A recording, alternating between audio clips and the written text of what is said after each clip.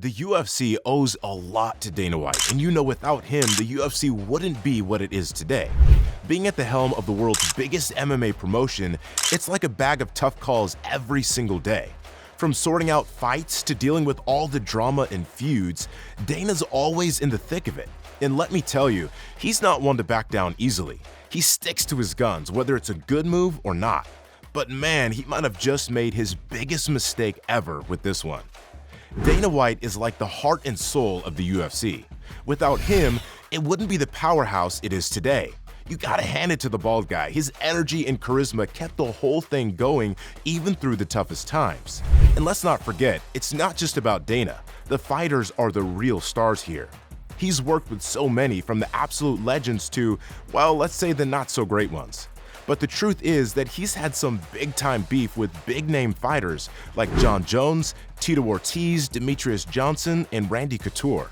And let me tell you, these feuds were no joke. But there's one in particular that's going to hit the UFC where it hurts: Francis Ngannou. Francis Ngannou, known as the Predator, has had quite the journey to become one of the heavyweight legends in MMA. His power strikes fear into opponents, making him one of the hardest-hitting fighters in UFC history. With an impressive 70% knockout ratio from his 12 wins, he solidified his status as one of the best in the game. Despite a once-positive relationship with Dana White, things took a nosedive after Ngannou defended his title against Ciryl Gane at UFC 270 in January 2022, tearing his knee ligaments and casting doubt on his future in the octagon. Negotiations for a new deal ensued as his contract neared its end, with hopes high for a showdown against undefeated superstar Jon Jones. But things quickly fell apart.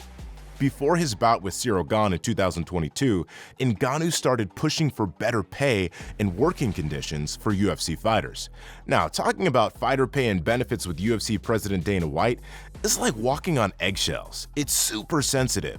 This was expected to be a major sticking point during Ngannou's contract talks, alongside the pay. UFC CEO Dana White made it clear they offered Ngannou a hefty sum per fight, even surpassing what former UFC heavyweight champ and WWE star Brock Lesnar made. But it wasn't just about the money. The Predator wanted something more. He wanted freedom, saying, "It doesn't matter how much money is in that contract, I am not free. I have no power. I hand all the power over to you guys, the UFC, and I don't want that to happen."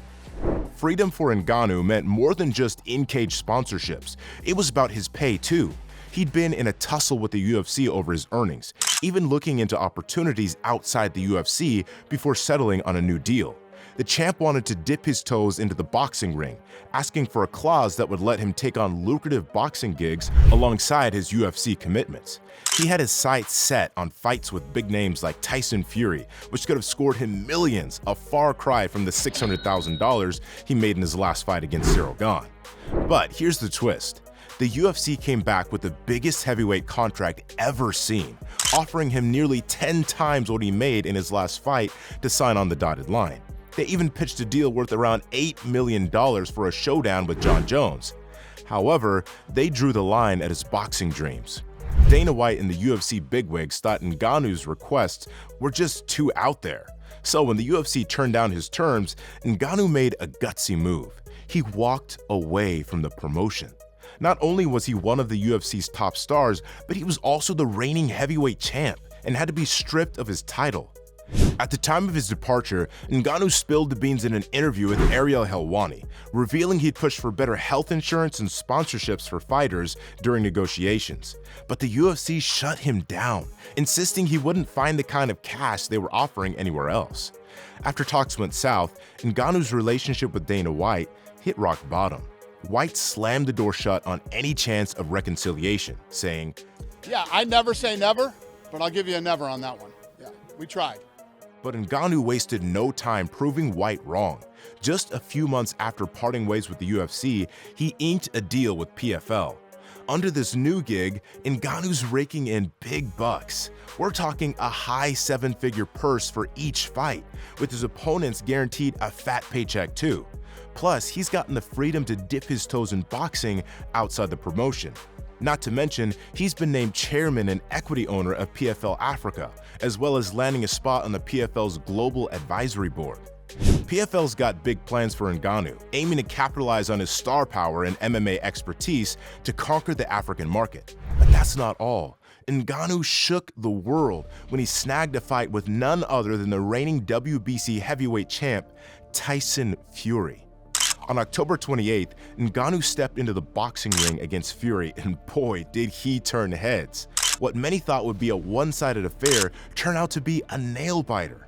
The former UFC champ held his own against Fury, even knocking down the Gypsy King in the third round. Though Fury clinched the win via split decision, fans are raising eyebrows at the call. The Predator might have lost on paper, but he walked away a winner, pocketing around $10 million, more than he ever made in his entire UFC career. Ngannou's bout with Fury not only boosted his profile, but also fattened his wallet, scoring him another blockbuster match against former champ Anthony Joshua. But this time, it didn't go his way. Joshua delivered a devastating knockout in the second round, crushing any hopes of a sensational upset. Had Ngannou beaten Joshua, he would have set himself up for a shot at the undisputed heavyweight title against either Tyson Fury or Alexander Usyk. But his defeat means he'll be back in the cage sooner than anticipated. However, it's not all doom and gloom. His loss came with a massive silver lining. Ngannou walked away with a whopping $20 million payday, the biggest bag he's ever seen in his career. This hefty paycheck speaks volumes, proving to the world that it wasn't him who fumbled the bag. It was Dana White and the UFC who fumbled their bags. When Ngannou made the bold decision to leave the UFC championship belt behind in 2023, the response wasn't exactly cheers and applause. Fight fans were pretty bummed out, to say the least. They thought he was dropping the ball by daring to carve his own path, questioning his drawing power and fighting skills. But guess what? Ngannou proved them dead wrong. Now it seems like fans are having second thoughts about the UFC's choice to let go of the former heavyweight champ, and honestly, it's not hard to see why. Look at today's UFC heavyweight division. It's stacked with talent. From rising stars like Tom Aspinall and Sergey Pavlovich to seasoned vets like Stipe Miocic, the roster is bursting with potential. And let's not forget about UFC legend Jon Jones, who's also thrown his hat into the heavyweight ring. But imagine if Ngannou was still in the mix. His highlight reel is packed with jaw-dropping knockouts against some of the best in the biz. Fans were practically salivating at the thought of a showdown between him and Jones. It could have been one of the biggest fights ever. But that dream went up in smoke when Ngannou left the UFC. A super fight against Jon Jones, a trilogy clash with Stipe Miocic, or an all-out brawl against Sergey Pavlovich, the possibilities were endless. But now, they're all just pipe dreams. That said, Ngannou's impact could have been huge, not just for the UFC's bottom line, but for nurturing talent in Africa too. His departure means the UFC missed out on a golden opportunity. But here's the real kicker. By letting Ngannou slip away, the UFC might have opened the floodgates for other fighters to follow suit. Think about it. Ngannou's at the peak of his game, and he found a sweet deal with the PFL that ticks all his boxes. If other fighters see how things worked out for him, they might start thinking about testing their own worth elsewhere. But hey, only time will tell just how big of a mistake it was to let Ngannou walk. Now, feel free to share your thoughts in the comments section below. And don't forget to give this video a thumbs up and hit that subscribe button for more videos like this. Thanks for watching.